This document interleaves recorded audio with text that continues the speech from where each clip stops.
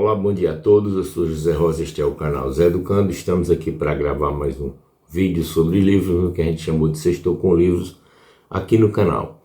Um adendo, eu tentei gravar esse vídeo na praia, agora estava um sol muito bom, mas a maré muito alta, ficou muito ruim, o som ficou muito ruim, apesar de eu estar com um microfone aqui profissional, mas não ficou legal não. Eu resolvi gravar aqui dentro de casa mesmo. Muito bem, o livro de hoje chama-se Nada Mais Será Como Antes. É este aqui, ó, do neurocientista brasileiro, Miguel Nicoleles, bastante conhecido, né? E aí, começando pelo autor, para depois a gente dar umas pinceladas sobre o livro, quem é Miguel Nicoleles, né? Miguel Nicoleles é um dos maiores neurocientistas do mundo, né? É um dos mais respeitados. Ele é professor emérito da Universidade de Duke, nos Estados Unidos, onde deu aula durante algumas décadas, né? O Nicoleles ele fundou dois institutos, né? O Instituto Internacional de Neurociências de Natal, e ele fundou também, mais recentemente, o Nicoleles Institute for Advanced Brain Studies. Ele pesquisa, portanto, o cérebro humano há mais de 40 anos, veja bem, não é brincadeira, né? E durante a carreira dele, as pesquisas foram capa de maiores revistas científicas do mundo, né? E também dos jornais, né? Tem uma experiência dele que é muito interessante, né? Usando uma das suas invenções, que é o exoesqueleto, né? Também muito conhecido já, ele usando a interface cérebro-máquina, que é a criação dele, e de outro colega dele, cientista também da Universidade de Duke. Ele protagonizou uma das coisas mais interessantes em ciência acho que nas últimas décadas, né? Eu não sei se vocês se lembram, mas um jovem paraplégico brasileiro chamado, o nome dele é Juliano Pinto, ele desferiu um chute de abertura da Copa do Mundo do Brasil de 2014, né? Então foi um evento muito bacana e teve uma repercussão mundial. Ele publicou vários livros, Miguel Nicoleles, entre os quais uma trilogia que composta pelos seguintes livros: Muito Além do Nosso Eu, estou colocando aqui a capa dele, Made in Macaíba e O Verdadeiro Criador de Tudo. Desses aí eu li dois, eu li Muito Além do Nosso Eu e li também O Verdadeiro Criador de Tudo, que é muito interessante. Eu tive a oportunidade de comentar aqui também neste canal sobre esses dois livros e fazer post no meu blog. Muito bem, blog homônimo é esse canal. Muito bem, o livro em si, entrando no livro agora, Nada Mais Será Como Antes, ele trata-se de um romance, né? Um romance de ficção científica.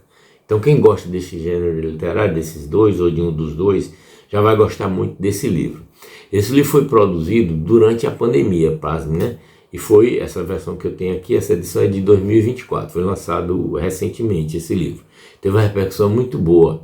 E aí eu, inclusive, numa das entrevistas que Miguel Nicoleles deu sobre essa obra, né, conversando com o jornalista, ele perguntou, foi questionado se tudo que estava aqui era verdade ou poderia ser verdade um dia, né?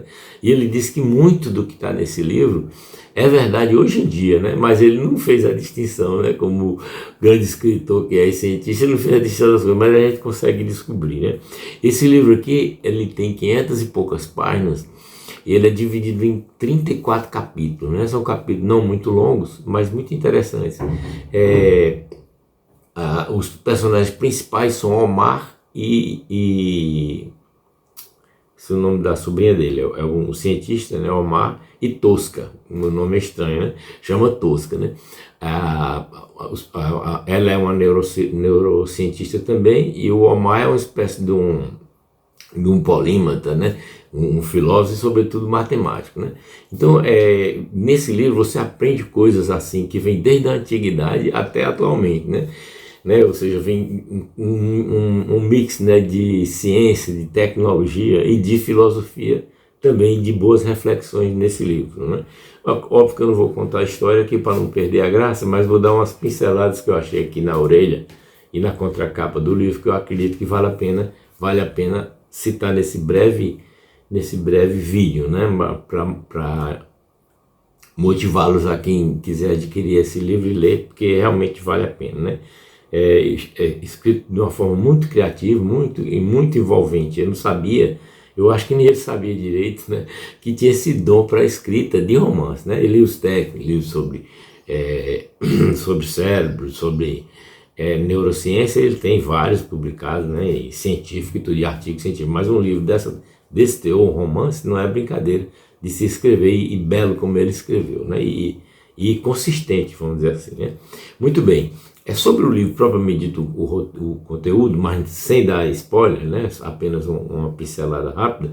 Ele diz aqui na contracapa do livro, na primeira, diz assim, ó: milhares de anos antes que o mundo moderno revelasse a sua eletrizante e sedutora face digital e algorítmica, e muito antes que a sua pegada dominadora e escravizadora pudesse ser sentida por bilhões de cérebros humanos indefesos, as sementes deste futuro já haviam sido semeadas, mesmo que inadvertidamente, por um punhado de mentes humanas, celestialmente brilhantes, quase alienígenas, né? Os grandes cientistas e pensadores da humanidade. Os mestres privilegiados de uma rede seleta de cidades que transformaram para sempre a forma como a humanidade viveu, pensou e, eventualmente, sucumbiu frente à mais poderosa, igualmente arrogante de todas as suas crias mentais.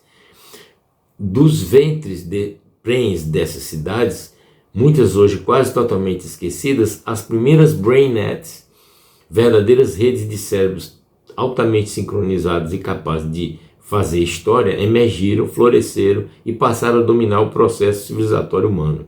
E, a despeito de suas origens humildes e seus parcos meios de comunicação, essas BrainNets sincronizaram centenas, milhares e eventualmente bilhões de mentes, expandindo seu alcance e poder enquanto dava origem a uma miríade de irresistíveis miragens mentais que mudaram para sempre o curso da nossa épica história. Então ele começa, né, no início do livro aqui, até a boa parte dele, falando da origem, vamos dizer assim, do conhecimento ocidental, sobretudo do ocidental, né? Não chegou lá para a Ásia, né, para o Oriente, nem para a Ásia, mas assim, essas cidades que ele cita, algumas eu conhecia, vocês talvez conheçam também, outras não. Ele fala logo no prólogo, ou seja, no prefácio do livro, né, escrito por ele mesmo, pelo Miguel Nicoleles. Essas cidades que ele fala, né, que surgiram esses primeiros cérebros, né, que deram origem à BrainNet, que eu vou falar, dar uma pincelada na BrainNet já com vocês, quem não lembra, essas cidades são aqui, ó, Tebas, Mênfis, Nínive, Babilônia, Jerusalém, Persépolis, Pasárgada, Somos, Mileto, Crotone, Helicarnaso, Atenas, Alexandria, Pérgamo, Antioquia, Éfeso, Damasco, Bucara, Balque, Maracanda, Rabate, Harate, Roma, Constantinopla, Bagdá, Córdoba e Florença. Então veja que a coisa não é brincadeira, a gente aprende muita coisa nesse livro, né? Sobre o pano de fundo, né, do livro, ele chama de a BrainNet. A BrainNet é um termo que ele cunhou em outros livros dele, que eu já li, né, que na verdade seria uma rede neural que interliga todos os cérebros da humanidade através de ondas eletromagnéticas, né? E o surpreendente final desse livro aqui é muito bacana, porque hoje a gente pensa, a gente imagina, né, qual o fim da humanidade, três motivos básicos para o fim da humanidade, né? Primeiro, a hecatombe nuclear de uma guerra, uma possível guerra nuclear, e isso a gente corre perigo todos os dias, ainda mais com os presidentes malucos que a gente tem aí das grandes potências, né? Principalmente Estados Unidos e Rússia. Esse é o primeiro. O segundo que a gente tem em mente é um asteroide caindo sobre a Terra e tendo o extermínio da raça humana, vamos dizer assim, do Homo sapiens, como houve o extermínio dos dinossauros aí há milhares de anos atrás. E o terceiro seria o problema ecológico, né? Que a gente sabe que nós estamos matando a Gaia, né? Nosso planeta Terra. Então seria o fim da humanidade por aí. Entretanto, nesse livro, a hecatombe que existe não é motivada por nenhum desses três motivos. Eu não vou dizer aqui para não perder a graça, mas vocês que leem, quem quiser ler esse livro e ler até o fim, vai ver que é uma coisa extremamente inusitada, né? E o que está por trás de todo o livro também, além da BrainNet, né, que é a solução para o problema que surgido para a humanidade, é o Deus Sol, que ele vem lá do Egito, né? Que esse livro você viaja do Egito, Mesopotâmia, Egito, Grécia, Roma, né?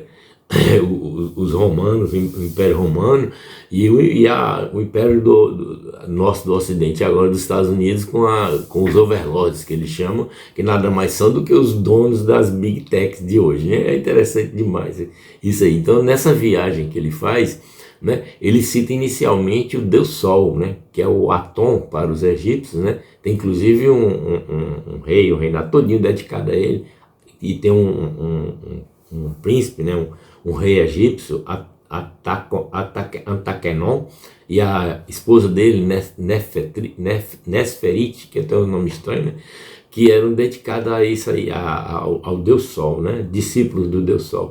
E aí vocês imaginem de onde é que vem a confusão para acabar com o mundo, né? Então, assim, é extremamente interessante esse livro, gente. Eu vou ficando por aqui para o vídeo não ficar muito longo, mas assim, essa estreia de Miguel Nicoleles no mundo da ficção e da ficção científica, para mim foi uma surpresa muito grande, porque nem sempre os grandes cientistas são bons na escrita de romance, né, que é uma arte assim linda, literária, das melhores, das mais difíceis pelo menos que eu repudio, uma das mais difíceis, né? Fiquem em paz, por favor, eu agradeço vocês terem vindo até aqui, né? Coloque o sininho para receber as notificações, se inscrevam no canal se não tiver inscrito e comentem, né, o que desejarem e curtam o vídeo da forma que desejarem melhor. O comentário é sempre bem-vindo, né?